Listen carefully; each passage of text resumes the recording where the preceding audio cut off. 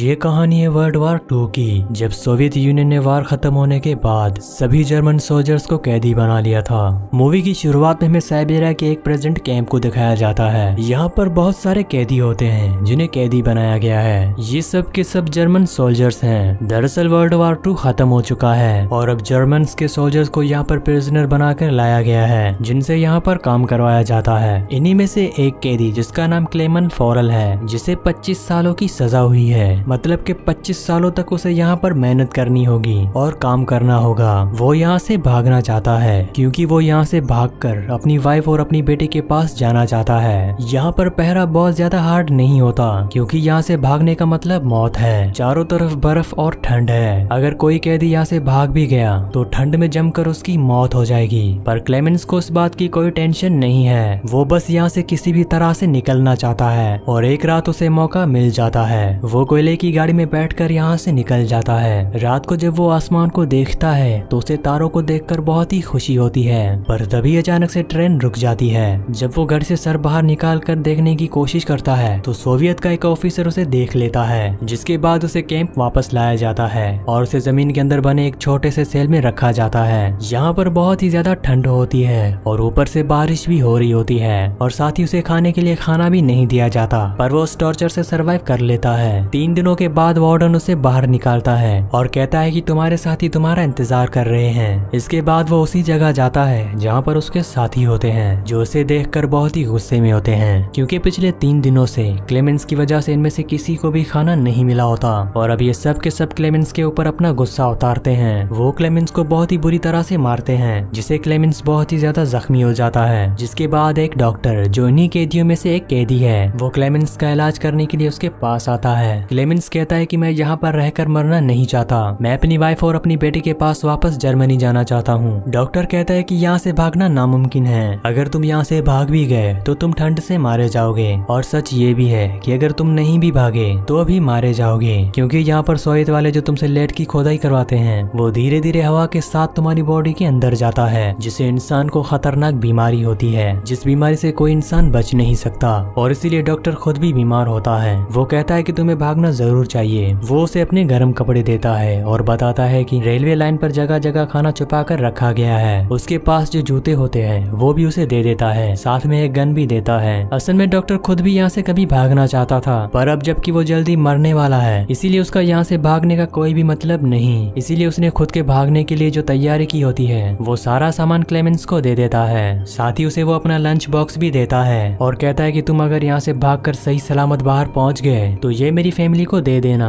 और उनसे कहना कि मैं अब इस दुनिया में नहीं हूँ। उसी रात को बर्फीला तूफान आता है, जिस तूफान में क्लेमेंस एक बार फिर से भाग जाता है। अगली सुबह ये बात वार्डन को पता चल जाती है। वो डॉक्टर के पास आता है, पर अब डॉक्टर मर चुका है। वार्डन इस बात से बहुत ही गुस्सा होता है कि क्लेमेंस एक बार फिर से भाग गया। वो अपने सिपाहियों को उसको पकड़ने के लिए भेजता है, लेकिन किसी को भी उसका पता नहीं चलता। सब कहते हैं कि वो मर गया होगा क्योंकि चारों तरफ बहुत ज्यादा ठंड है, जिसमें कोई भी इंसान जमकर मर जाएगा। पर वार्डन को पूरा यकीन है कि क्लेमेंस जिंदा है, इसीलिए वो उसकी तलाश जारी रखता है। दूसरी तरफ हमें क्लेमेंस को दिखाया जाता है, जो बर्फ के तूफान को सहता हुआ लगातार धीरे धीरे आगे बढ़ता जाता है। आज उसे इस बर्फ में चलते चलते पूरे 9 दिन हो चुके हैं। तभी उसे डॉग्स के भौंकने की आवाज आती है। जब वो पीछे मुड़कर देखता है तो एक स्लेट आ रही होती है। वो वहीं पर ही लेट जाता है और स्लेट उसे ऊपर से रौंकता हुआ निकल जाता है। तभी अचानक उसकी आंखें खुल जाती हैं और ये देखता है कि ये एक सपना था। क्लेमेंस इस सपने से बहुत ज्यादा डर जाता है। कई दिनों से पैदल चलने की वजह से वो बहुत ही ज्यादा थक चुका है और उसका खाना भी खत्म हो चुका है। वो भूखा है और प्यासा है, इसीलिए वो वहीं पर गिरकर बेहोश हो जाता है। कुछ देर बाद उसे होश आता है। दरअसल उसे किसी की आवाज आ रही होती है। तभी वो देखता है कि उसके सामने एक सील है। वो अपनी गन निकाल कर उस पर फायर करता है, लेकिन गोली सील को नहीं लगती। सील वहाँ से भागने लगती है। क्लेमेंस उसका पीछा करता है और तभी वो एक बर्फ के चट्टान के पीछे चली जाती है। पर इससे पहले कि वो उसकी आंखों से दूर हो जाती, क्लेमेंस उस पर निशाना लगाता है और उसकी आखिरी गोली सही निशाने पर लगती है, जिससे सील मर जाती है। इसका मतलब ये है कि अब क्लेमेंस के पास खाना भी है। क्लेमेंस ने आज कई दिनों बाद भरपूर खाना खाया है। इसके बाद वो थोड़ी देर के लिए आराम करता है और आराम करने के बाद वो एक बार फिर से यहाँ से निकल जाता है। उसके पास एक कंपास भी होता है, जिससे वो लगातार अपनी डायरेक्शन देखता रहता है। साथ ही वो अपने दिमाग को एक्टिव रखने के लिए वो हमेशा अपने आप से बातें करता रहता है। क्लेमेंस 2 महीनों से लगातार चल रहा होता है और एक दिन उसे अपने सामने एक सूखा हुआ पेड़ दिखाई देता है, जिसे देखकर वो खुश हो जाता है। आज उसने 2 महीनों के बाद किसी ऐसी चीज को देखा है जिसका मतलब यह है कि वो आर्कटिक की बर्फीली पहाड़ियों से बाहर निकल चुका है। वहीं दूसरी तरफ वार्डन को दिखाया जाता है, जो अभी भी क्लेमेंस को ढूंढना चाहता है, और वो अपने सोल्जर से कहता है कि तुम 500 मीटर के रेडियस में किसी भी कीमत पर उसे ढूंढकर वापस लाओ, मुझे पूरा यकीन है कि वो अब भी जिंदा है। इसके बाद हमें क्लेमेंस को दिखाया जाता है, जो अब जंगल तक पहुंच चुका है। वहाँ पर सब पेड़ पूरी तरह से सूखे हुए होते हैं। तभी यहाँ पर बर्फीला तूफान आ जाता है, जिस वजह से पेड़ टूटकर गिरने लगते हैं, और इन्हीं पेड़ों में से एक पेड़ क्लेमेंस के ऊपर गिर जाता है।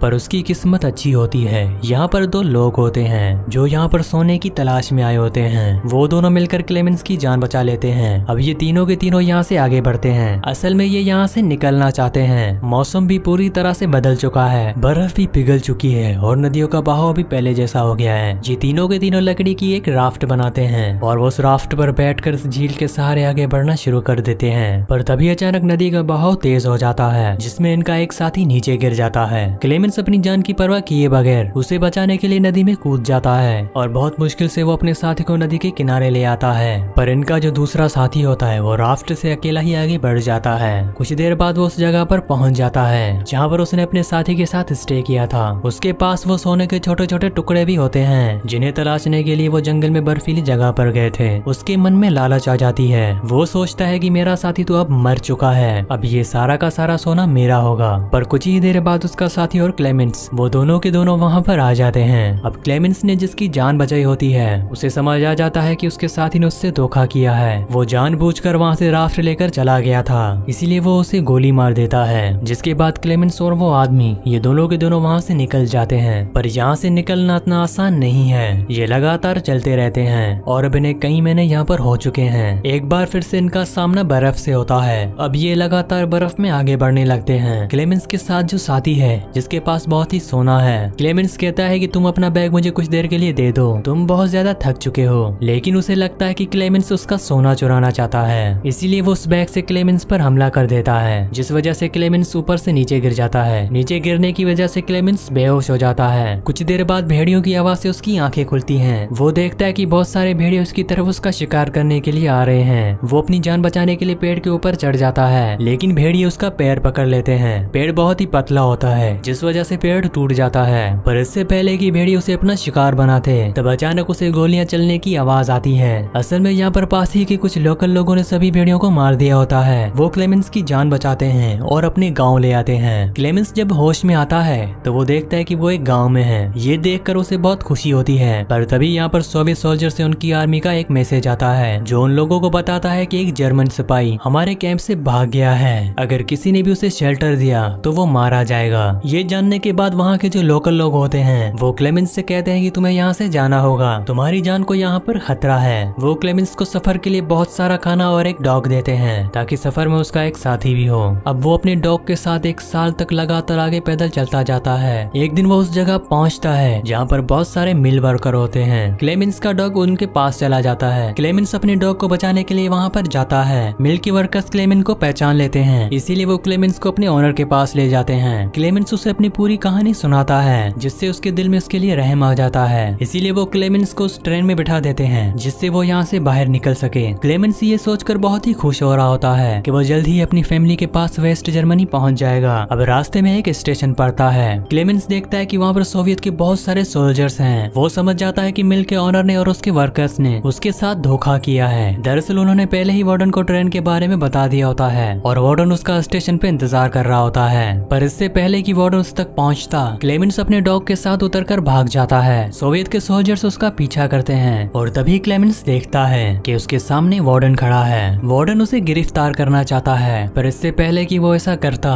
तब उसके साथ जो उसका डॉग होता है वो वार्डन के ऊपर हमला कर देता है, जिससे उसे भागने का मौका मिल जाता है। क्लेमेंस यहाँ से भागना शुरू कर देता है। तभी अचानक उसे गोलियों की आवाज सुनाई देती है। वो समझ जाता है कि उसके डॉग को मार दिया गया है। ये देखकर क्लेमेंस को बहुत ही दुख होता है, लेकिन वो यहाँ पर रुक नहीं सकता। वो लगातार भागता चला जाता है। सोवियत के सोल्जर्स उसका पीछा कर रहे होते हैं। क्लेमेंस एक ब्रिज के ऊपर आ जाता है, जिसके नीचे से ट्रेन गुजर रही होती है। वो उस ट्रेन के ऊपर कूद जाता है और इस तरह से वो एक बार फिर से सोवियत के सोल्जर्स से बच जाता है। अब वो लगातार अपने सफर को कई महीनों तक पूरा करता है। वो बहुत भूखा होता है। वो एक मेले में पहुंचता है, जहाँ पर बहुत ही लजीज खाने होते हैं, लेकिन उसके पास पैसे नहीं होते। वो देखता है कि 2 लड़कियां पैनकेक भेज रही हैं, पर वो उसे खरीद नहीं सकता और वो वहाँ से जाने लगता है। तभी उन 2 लड़कियों में से एक लड़की को उस पर रहम आ जाता है। वो उनमें से एक बच्चे को पैनकेक का टुकड़ा देती है और कहती है कि उस आदमी को देके आओ। क्लेमेंस उसे खाकर बहुत ही खुश होता है। असल में वो अब सेंट्रल एशिया तक पहुँच चुका है। यहाँ पर पोलिश जोइश आदमी उसे देख लेता है। उसे उस पर शक होता है। उसके बाद वो उसका पीछा करता है। क्लेमेंस एक चर्च में जाता है जहाँ पर वो प्रेयर करता है। तब वो जूइश आदमी उसके पास आता है। वो उसे कहता है कि मैं भी एक बेरिजनर था, तुम टेंशन मत लो, मैं तुम्हारी मदद करूंगा। और वो उसे अपने घर ले जाता है जहाँ पर उसने कई सालों बाद शेव की है और आज वो कई सालों बाद अपने असली रूप में आया है। वो जूइश आदमी उसके लिए एक पासपोर्ट बनाता है और कहता है कि तुम अपने घर वापस जा सकते हो। क्लेमेंस बहुत ही ज्यादा इमोशनल हो जाता है। वो इरानियन बॉर्डर पर जाता है जहाँ पर अपना पासपोर्ट दिखाता है और उसे बॉर्डर पार करने की इजाजत मिल जाती है। क्लेमेंस ये सोचकर बहुत ही खुश होता है कि अब वो अपने घर और अपनी फैमिली के पास वापस पहुंच जाएगा। और जब वो ब्रिज को क्रॉस कर रहा होता है तभी उसकी आंखों पर रोशनी पड़ती है और अगले पल वो देखता है कि उसके सामने वार्डन खड़ा है। वो पीछे मुड़कर देखता है और उसे एहसास होता है कि वो अभी भी सोवियत की जमीन पर है। इसका मतलब ये है कि वार्डन उसे गिरफ्तार कर सकता है। ये देखकर वो पूरी तरह से टूट जाता है क्योंकि उसके 7 सालों की मेहनत बर्बाद हो गई। आज से 7 साल पहले वो सोवियत के जेल से भागा था और आज जब 7 सालों के बाद वो अपने घर वापस जा सकता था तो वार्डन ने उसे पकड़ लिया। पर तभी वार्डन उसके रास्ते से हट जाता है। ये देखकर क्लेमेंस को यकीन नहीं होता। वो धीरे धीरे आगे बढ़ता है और वार्डन उसे नहीं रोकता।